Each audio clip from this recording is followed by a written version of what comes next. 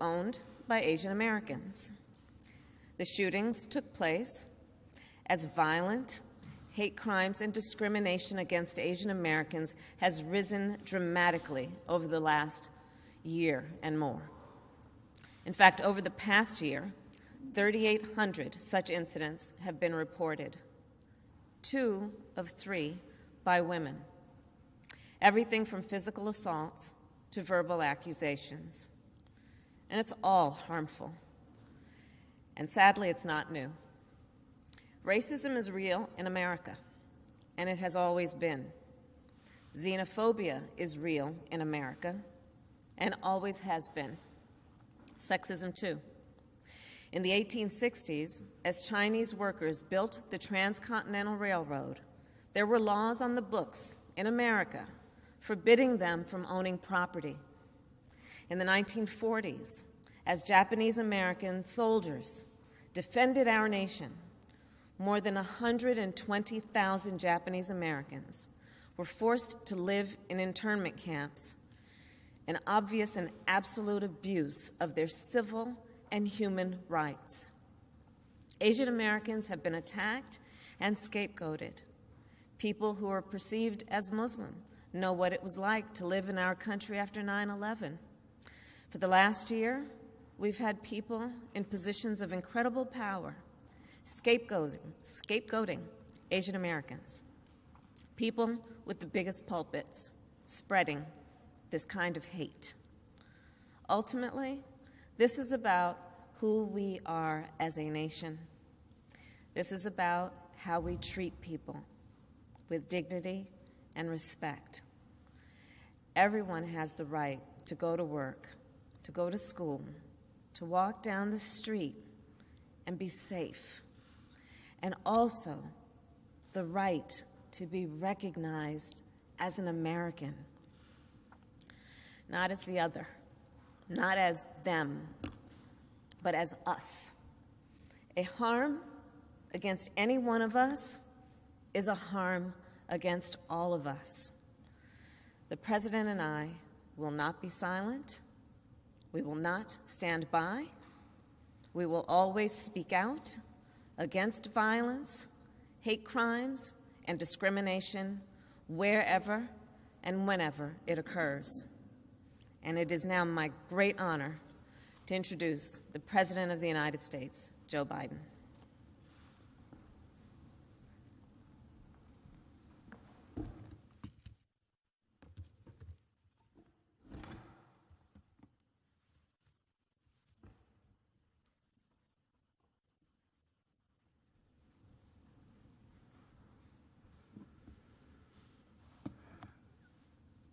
Thank you, and good afternoon.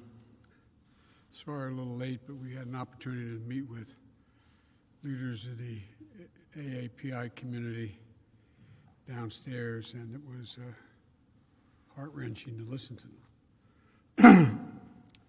As many of you know, we originally planned to hold a car rally to thank our supporters.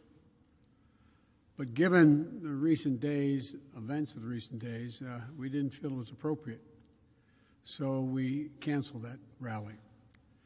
But we want our supporters to know we'll come back and hold that rally another trip. But today, we want to speak about something else. I said from the beginning of my campaign for president that we needed to come together, that we needed to unite as one people, one nation, one America. I said in my kickoff speech in Philadelphia, I said that very same thing when I spoke at Gettysburg. I said that in my inaugural address. And I believe with every fiber on my being, there are simply some core values and beliefs that should bring us together as Americans. One of them is standing together against hate, against racism, the ugly poison that has long haunted and plagued our nation. The Vice President and I, as I said, met a little bit earlier, just before this, with leaders from the Asian American community here in Georgia. We talked about Tuesday's mass shooting, about another example of public health crisis of gun violence in this country. 8 people killed, 7 women, 6 were of Asian descent. All fellow Americans, each one of them we mourn. Their families are left with broken hearts and unanswered questions. And the investigation is ongoing, and the Vice President and I are being regularly updated by the Attorney General and the Director of the FBI, working closely with Governor Kemp and Mayor Bottoms and local officials. But whatever the motivation, we know this. Too many Asian Americans have been walking up and down the streets and worrying, waking up each morning the past year feeling their safety and the safety of their loved ones are at stake. They've been attacked, blamed, scapegoated, and harassed. They've been verbally assaulted, physically assaulted, killed. Documented incidents of hate against Asian Americans have seen a skyrocketing spike over the last year, let alone the ones that happened and never get reported. It's been a year of living in fear for their lives, just to walk down the street. Grandparents are afraid to leave their homes. Small business owners targeted and gunned down. Attacks on some of the most vulnerable people in our nation, the elderly, low-wage workers, and women. In fact, Asian American women suffer twice as many incidents of harassment and violence as Asian American men. We're learning again what we've always known. Words have consequences. It's the coronavirus, full stop. The conversation we had today with the AAPI leaders and that we're hearing all across the country is that hate and violence often hide in plain sight. It's often met with silence. That's been true throughout our history. But that has to change because our silence is complicity. We cannot be complicit. We have to speak out. We have to act. In my first week in office, I signed an executive order directing federal agencies to combat this resurgence of xenophobia. The Department of Justice is strengthening its partnership with the AAPI community to prevent these crimes, in addition to its other work to take on violent extremists and domestic terrorism. I'm calling on Congress to pass and get to my desk the COVID-19 Hate Crimes Act.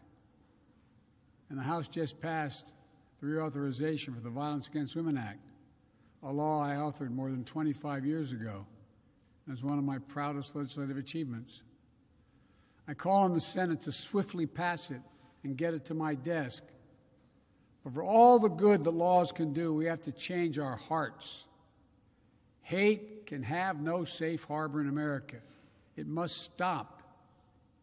And it's on all of us together, to make it stop. Something else should bring us together, and that is a belief in science. Science isn't something that should divide us. There's nothing political about it. There's nothing partisan about it. One of America's best examples of commitment to science is headquartered right here in Atlanta, the Center for Disease Control and Prevention. The CDC represents the best of this nation, brilliant minds, deep faith in science, and a strong commitment to public service. We came here to thank them for all the work they do, and especially the work they've done over the course of this pandemic. We owe them and their families our gratitude.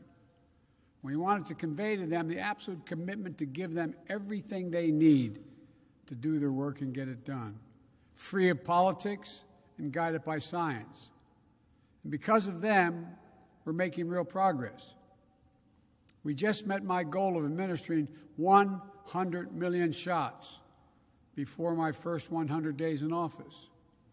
We did it in about 60 days. We're not stopping now. The American Rescue Funds, more vaccines, more vaccination centers, and more increase in testing. It's going to help us accelerate our nationwide effort to reopen schools safely. Last week, I directed all states, tribes, and territories to make all adults eligible to be vaccinated no later than May 1. But while this is a time of optimism, it's not a time for relaxation. I need all Americans to keep doing your part. Wash your hands. Stay socially distanced. Keep masking up as recommended by the CDC. And get vaccinated when it's your turn. None of this is political. It's all science-based. But now is not the time to let our guard down. That's science-based as well. In the last week, we've seen increases in the number of cases in several states. Things may get worse as new variants of the virus spread. That's why we need to vaccinate as many people as quickly as we possibly can, because it's the best thing we can do to fight back against these variants. We have to beat this virus. We have to, and we will. But we'll do it by setting aside politics and embracing science. Another subject, the right to vote. That should bring us together as well. But it now divides us. This is a democracy. The right to vote is fundamental. The fact that there was a record turnout in America in the last election, in the midst of a pandemic, should be something we celebrated, not attacked. The fact that you held a free and fair election in Georgia that stood up to recount after recount, court case after court case, is something you should be proud of. The fact that your poll workers, your election workers, your volunteers, your local officials, your state officials, your courts stood up to the immense pressure with character and honesty and integrity helped save our democracy. And this country will long be grateful for it. But as this state, home to Martin Luther King and John Lewis, knows better than most, the battle for the right to vote is never, ever over. And it's not over here in this state of Georgia. So we're in a fight again. It's a fight we need to win. Because if anyone ever doubted that voting matters, Georgia just proved it did. If anyone ever wondered if one vote could make a difference, Georgia just proved it. 11,779 times. And if anyone ever wondered if voting can change a country, Georgia just proved it can. Because when you elected 2 new United States senators, you made it possible to pass the American Rescue Plan. Landmark legislation will not only meet the emergency we're in, but transform this nation. Starting with this, for those folks who either already have or will soon have $1,400 in their pockets, you can thank Senators Warnock and Ossoff. But for their votes, it would not have happened. What does that mean? It means 85% of the households in America will get that money. Here in Georgia, it means 88% of all adults and 88% of the children in this state will get that $1,400 as well. Just add it up. A typical family, 2 parents, 2 kids, earning $100,000 a year, each will get $1,400. That's $5,600 for that family that's in distress, trying to figure out how to pay their mortgage, pay their rent, keep food on the table. And that's not all. There's something called a child tax credit. What that basically means is you get a tax credit for every child you have. The American Rescue Plan expands that credit. It means that families of over 2 million children in Georgia will be eligible for an increase in that child tax credit of $1,600 per year, per child. And it's going to be delivered on a regular basis. So starting this summer, families with young kids will get $300 a month per child. This is going to lift 177,000 children in Georgia out of poverty. The American Rescue Plan expands coverage and reduces costs under the Affordable Care Act. So for a family of 4 earning $90,000 per year with insurance under the Affordable Care Act, they'll see about $200 a month off their monthly premiums. And for Georgia schools, the American Rescue Plan provides around $4 billion for Georgia's school children from grades K through 12 to help them reopen safely.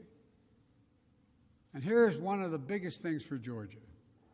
Because of the American Rescue Plan, Georgia is now eligible for about $2 billion to expand Medicaid.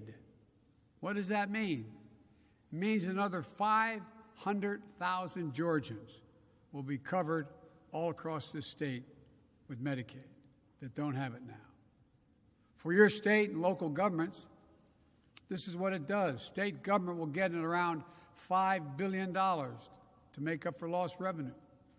Local governments will get around $3.5 billion.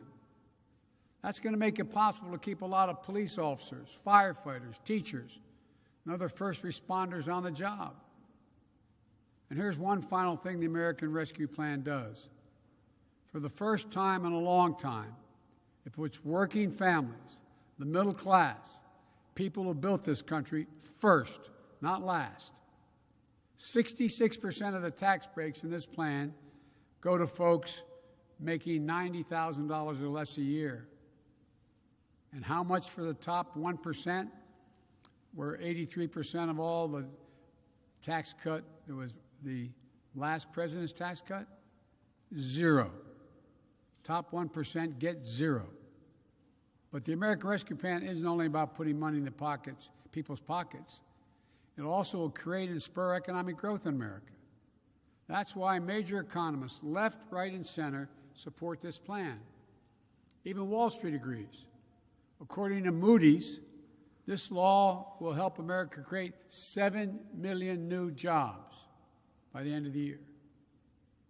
And we'll do it by rebuilding the backbone of this nation. The working people, the middle class, the people who built this country. It's about giving those people a fair shot for a change. It's about providing and proving to the American people that their government works and can deliver for them. Which brings me to my last point. The American Rescue Plan is a plan that brings America together and benefits all America. That's why so many polls show that over 70% of the country support it, including Democrats, Republicans, and independents. Maybe Republicans in Washington didn't vote for it, but the American Rescue Plan sure has brought the country together. And for me, that measure of unity, that's what matters. Let me end with this. There's so much we can do if we do it together. If we remember who we are, if we stand together against hate, once again believe and invest in science, we stand up for the right of all Americans to vote and have access to voting. If we remember, we're here to help all the people in this country, not just those few at the top. If we remember to do justice, love mercy, to walk humbly as fellow human beings and as fellow Americans. If we remember we're the United States of America, and that together, there's nothing, not a single thing we cannot do if we do it together. So my heart goes out to all the family members who lost someone in those horrific shootings on Tuesday. I know they feel that like there's a black hole in their chest they're being sucked into, and things will never get better. But our prayers are with you. And I assure you, the one you lost will always be with you. Always be with you. And the day will come when their memory brings a smile to your lips before it brings a tear to your eye, as unbelievable as that is now. It will take a while, but I promise you it will come. And when it does, that's the day you know you're going to make it. May God bless all those families. May God protect our troops. Thank you very much. Mr. President, will gun control be your next priority after the mass shooting here?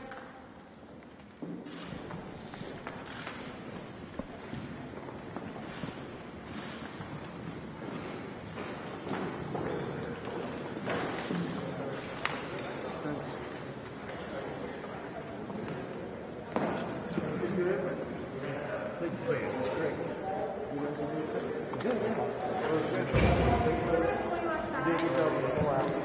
like that? I was proud of myself. I was like, sometimes I could like really like. There's like sometimes